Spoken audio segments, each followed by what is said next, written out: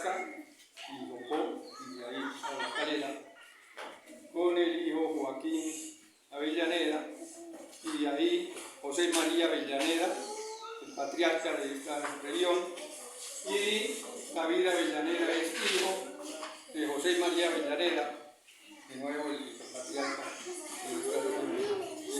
Muchas historias tienen ellos. En este caso les voy a referir a mi abuelo. Era el hijo mayor de ese matrimonio.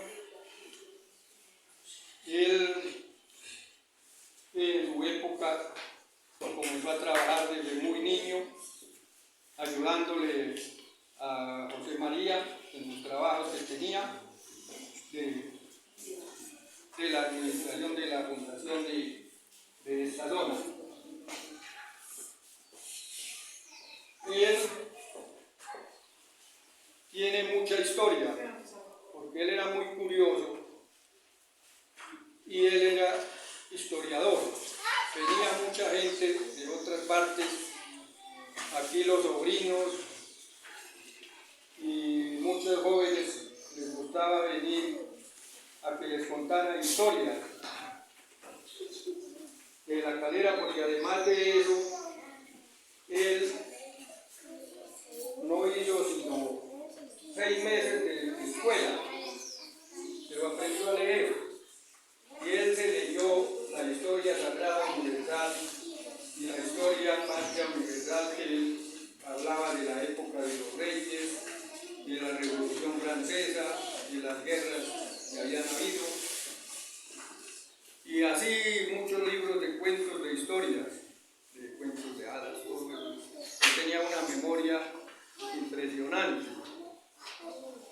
que con una sola leída que le pegara a una página, con eso se le grababa ahí, era como un chip, se grababa.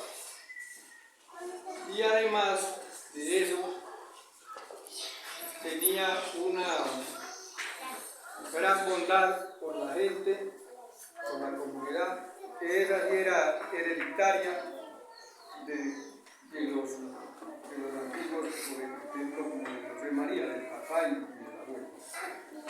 Tenía también la cultura de la cacería. Él nos decía que tenía un don, porque él tenía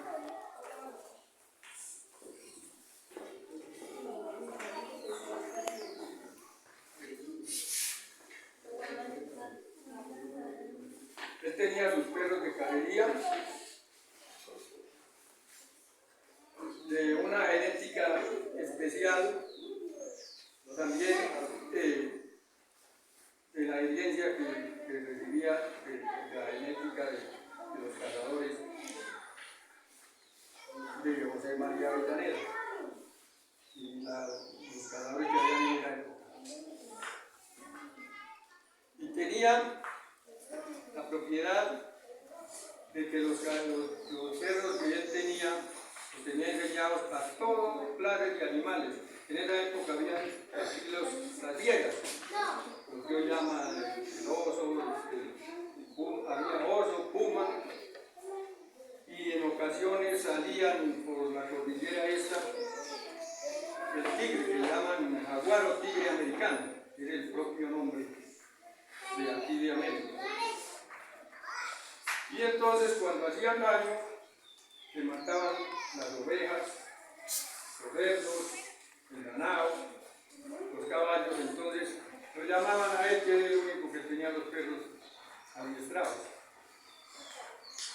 Y él iba, y con su práctica y conocimiento que tenía, y su, ¿cómo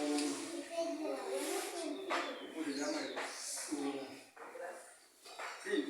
La alma, pero entonces él tenía como esa astucia y esa destreza, habilidad, y no tenía miedo para enfrentarse a una fiera de esta.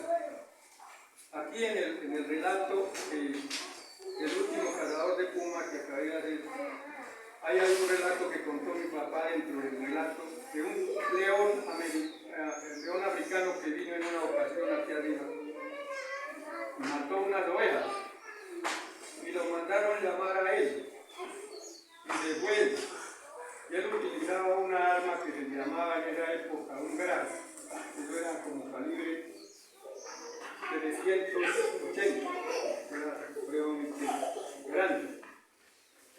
desafortunadamente en ese momento lo había vendido y no tenía nada. Y lo invitaron a la academia. Y llevó los perros encontraron el león donde había hecho el daño y lo siguieron y lo encaramaron en un palo. Entonces, cuando él llegó allá, y los compañeros tampoco le daban armas, le daban una arma muy pequeñita y ella no servía. Entonces él le dispararon otra persona, porque él no quiso recibir el arma porque eso no hacía nada. Tanto caso que el animal luego de un vuelo, se vino disparado, los perros se le prendieron, pero como la gente no lo conocían así, aquí conocían el puma, el más pequeño, pero el león americano, el africano ese, era un león viejo. Él mismo decía que muy posiblemente se les había soltado de un sitio y se había venido porque aquí no lo había. Y él se vino detrás. La gente que iba con él se desmayaron de susto a lo que vieron que le vino el animal no fue de vuelo. Y como vieron que mi abuelo se fue detrás, entonces ellos imaginaron que ese animal se lo comía.